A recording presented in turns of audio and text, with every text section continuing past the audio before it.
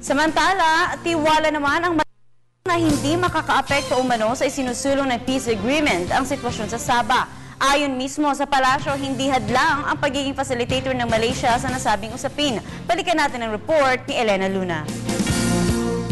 Dalawa na lamang na issue sa Bangsamoro Framework Agreement ang kailangang talakayin ng Government Peace Panel at MILF Panel sa pagpapatuloy ng formal na usapan nila sa Malaysia.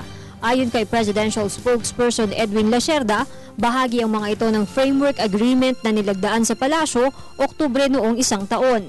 So, ang natitira na lang diskusyon dito sa Framework Agreement, yung sa annexes, is I think the power sharing and the normalization.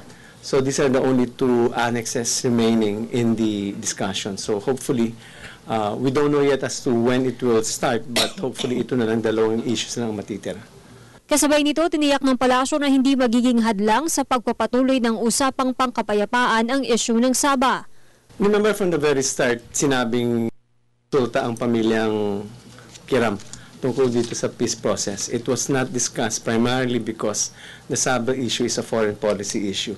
And for that reason, it was referred to the DFA. Pebrero ngayong taon nilagdaan sa Kuala Lumpur ang Annex on Transition Arrangements and Modalities. Ginawa ito matapos ang ika-36 na formal exploratory talks ng mga negosyador ng pamahalaan at MILF.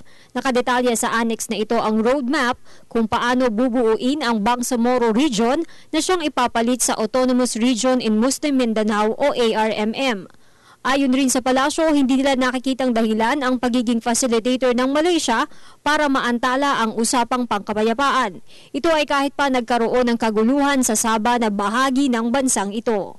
We are very hopeful that it will be completed, but as to the timetable, we will leave that with the respective panels. Again, this is the whole framework agreement together with the annexes has one in mind to bring about enduring peace in Mindanao. So this is much bigger than what we have. The current situation is Sabah right now. Para sa Telebisyon ng Bayan, Elena Luna.